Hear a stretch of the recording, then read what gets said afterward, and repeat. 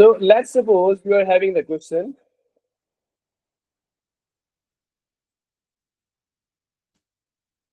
Pseudocode that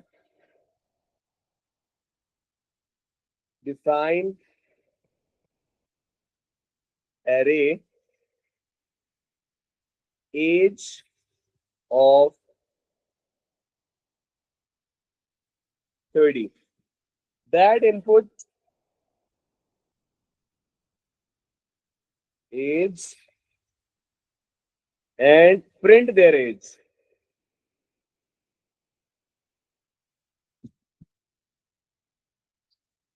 Print their age. Okay. So first of all, we have to be declared. First of all, how many variable that we needed. कितने variable हैं जिसकी हमें need है. ठीक है. तो सबसे पहले तो हमारे पास 1 till 30 हमने करना है ना. 1 till 30. तो एक वेरिएबल ले लेंगे. लेट्स सपोज इंडेक्स ले लें, काउंट ले लें, कुछ भी ले लें. तो हमने काउंट ले लिया. काउंट. उसके बाद हमने क्या करना है, इनपुट करना है. क्या करना है, इनपुट क्या करना है, एज. तो एक वेरिएबल हम लोग ले लेंगे एज के नाम से भी. ठीक है. और इसकी डाटा टाइप रख देंगे. What will be data type,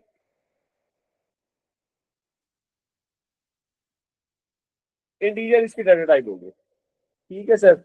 अच्छा, अब हमने किसको डिक्लेयर करना है, क्योंकि ये क्वेश्चन एरे का है तो हम एरे को डिक्लेयर करेंगे. डिक्लेयर. ठीक है जी. अच्छा, किसके नाम से है, वो कह रहे हैं जी एज के नाम से है. एज के नाम से ऑलरेडी मेंशन किया हुआ है इन्होंने. ठीक है. तो एज के नाम से हम लोग एरे ले लेंगे. आगे मेंशन करेंगे दिस इज एरे.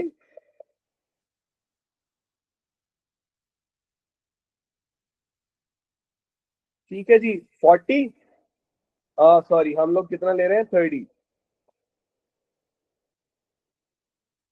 30. अच्छा, डाटा टाइप इसकी क्या है मेरा बेटा, ऑफ इंटीजर. ठीक है बेटा. जो भी एरे की टाइप होती है, ठीक है, एरे की लेंथ डिफाइन करने के बाद हम लोग क्या करते हैं, एरे की लेंथ डिफाइन कर दी, उसके बाद हम लोग क्या करते हैं, उसकी डाटा टाइप डिफाइन करते हैं आगे. ठीक है जी. डिक्लेयर में उसको लिखना जरूरी होता है. अच्छा, लेट्स सपोज अब ये हमारे पास क्या है, फॉर काउंट. फॉर लूप से कर रहे हैं उसको पहले. Count 1 till 30. ठीक है. 1 till 30 चले. ठीक है. और लेट्स सपोज आपने कहा आउटपुट इंटर एजेस. आपने इनपुट की. ठीक है. एज. ठीक है. एज के अंदर हमारे पास जल्दी से बताएं वेरिएबल कौन सा रखेंगे जो 1 till 30 जाए. जल्दी से मुझे चैट बॉक्स में बताएंगे, because this is very important concept. First time ये हमारे पास 1 होगा, फिर सेकंड होगा, फिर थर्ड होगा and all that. Okay. Then फिर इसको क्या कर देंगे, हम लिख देंगे यहाँ पे नेक्स्ट काउंट. ठीक है जी. इसका मतलब बेटा क्या है कि लेट्स सपोज आपके पास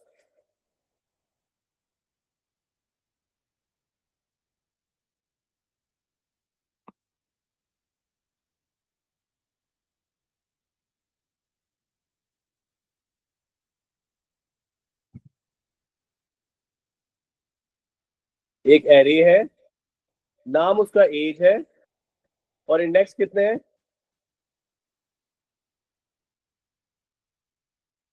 टिल 30.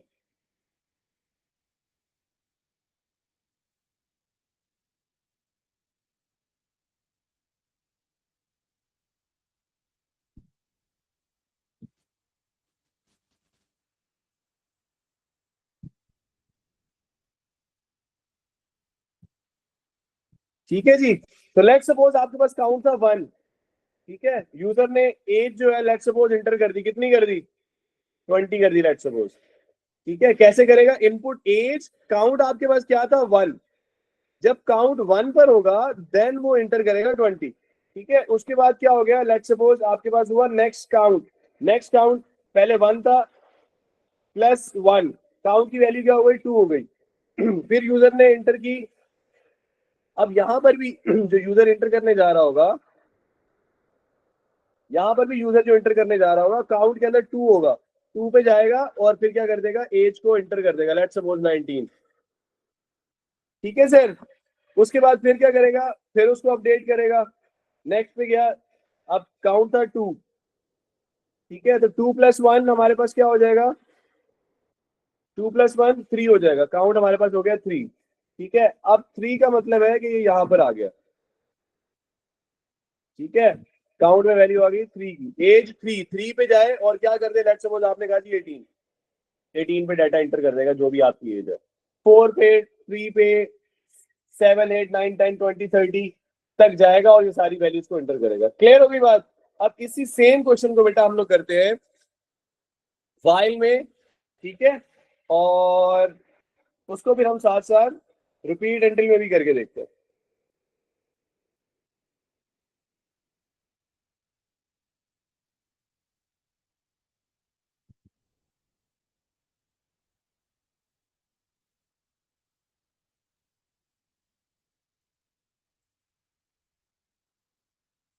ठीक है जी, तो हम क्या करते हैं यहाँ पे बेटा मेंशन करते हैं,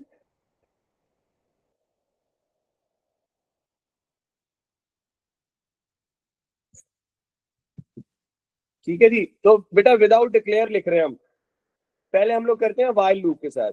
तो काउंट इज इक्वल टू हमारे पास क्या है, 1 till 30 लेना है ना हमने, लेट्स सपोज, ठीक है, तो काउंट हमारे पास क्या है 1, और वाइल से हम लोग ले रहे हैं इसको, तो हम क्या कंडीशन लिखेंगे, काउंट लेस देन और इज इक्वल टू 30 डू। उसके बाद हम लोग क्या कर लेंगे, आउटपुट इंटर एज, फिर हम क्या लिखेंगे, इनपुट, इनपुट में एज, और आगे क्या है हमारे पास, काउंट, काउंट लिख दिया। फिर हम क्या करेंगे, इसको अपडेट भी तो करना है, तो हम लिखेंगे count is equal to count +1, ठीक है जी। एंड में हम इसको क्या कर देंगे, एंड वाइल।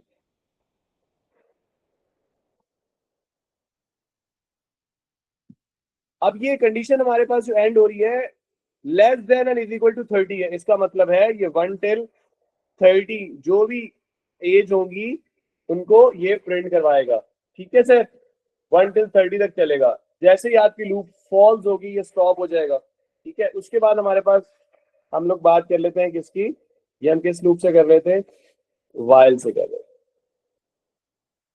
अब हम लोग बात कर लेते हैं किसकी, रिपीट की।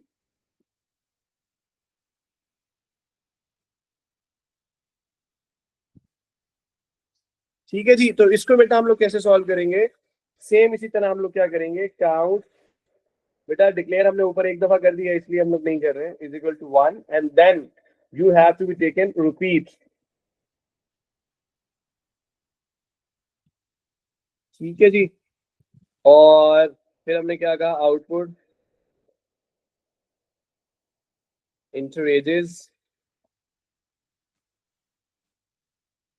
इनपुट एज, और उसके अंदर काउंट हमारे पास आ जाएगा, काउंट, ठीक है जी। उसके बाद हम लोग इसको अपडेट कर देंगे, count is equal to count +1, ठीक है। कब तक चलेगा बेटा ये, अंटिल, जल्दी से मुझे कंडीशन बता दें, जल्दी से मुझे चैट बॉक्स में कंडीशन बता दें, कंडीशन क्या लगाएगी इधर, जल्दी से बताइए कि ये 1 till 30 प्रिंट करें, चैट बॉक्स में बताना है। एक देखिए बेटा, अगर हम करते हैं ना, ये देखें मैं आपको बताता हूँ, देखिए greater than and is equal to 30 करते हैं, तब हमारे पास क्या कंडीशन होती है, इसको देखें, या less than and is equal to 30 करते हैं तब क्या होगा, greater than is equal to 30 करते हैं, लेट्स सपोज ये बेटा 1 till, अच्छा देखें, अच्छा 1, इसने फर्स्ट टाइम जो है वो लेट्स सपोज कंडीशन जो भी एज थी वो इंटर करवा दी 1 पे, 2 पे, 3 पे, एंड और इस तरह मूव करता जाएगा। आप इसको अगर लिखेंगे ना, greater than and is equal to 30, ठीक है, तो फिर इसकी वैल्यू क्या हो जाएगी बेटे, कंडीशन क्या हो जाएगी जब 30 पे आएगा, तो जब 30 पे आएगा तो कंडीशन ट्रू होगी फॉल्स होगी, काउंट इज इक्वल टू 30,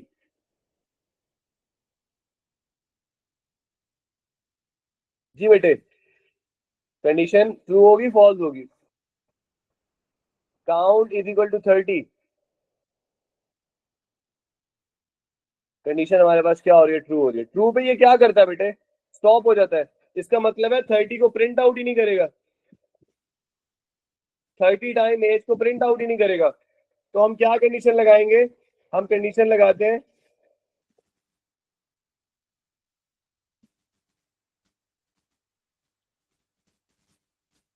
हम कंडीशन लगाएंगे ग्रेटर देन 30, कि ये 1 till 30 हो जाए, सारी एजेस को प्रिंट करे। उसके बाद ग्रेटर देन जब 30 हो, ग्रेटर देन 30 हो मतलब 30 से ऊपर चला जाए तो स्टॉप हो जाए।